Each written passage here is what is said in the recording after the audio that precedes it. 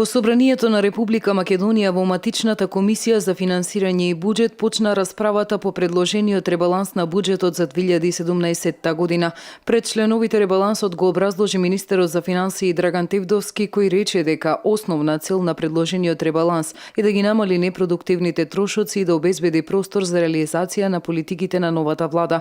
Вкупните приходи во првите 6 месеци се 86,4 милиарди динари, што е 46% во однос на планираното, а расходите се 94,6 милиарди денари. Министерот истакна дека на расходната страна сериозно намалување има кај расходите за стоки и услуги кои се скратени за 2 милиарди денари во однос на иницијалната проекција. Намерата на Министерството за финансии е да има реална и остварлива проекција.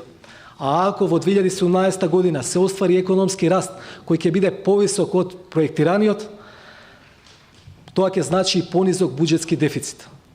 Позитивен сигнал дека нешто подобро може да се случи е тоа што економската активност во Европската Унија закрепнува, а Европската Унија е најзначајна дестинација за пласман на македонските производи.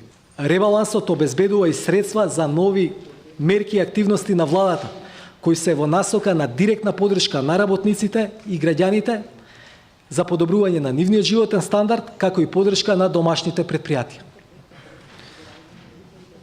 Јас ќе дадам неколку примери. Прво, обезбедени се средства за субвенционирање на минималната плата, со цел таа да се покачи на 12.000 денари од септември.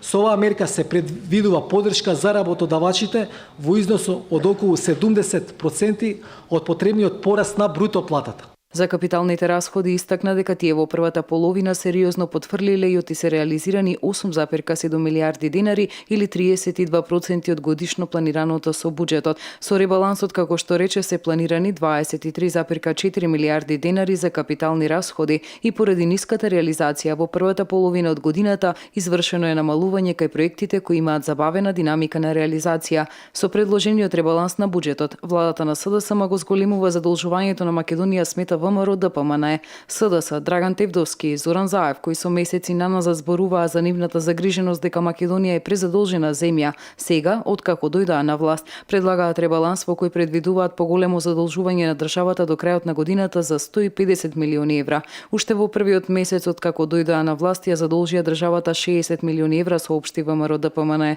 Според плановите на Заев, додава партијата, до крајот на годината секој ден државата ќе биде задолжена за нови 1,2 милиони евра повеќе од планираното. Расправата по предложениот ребаланс, според деловникот на Собранието во комисијата, може да трае 10 работни денови.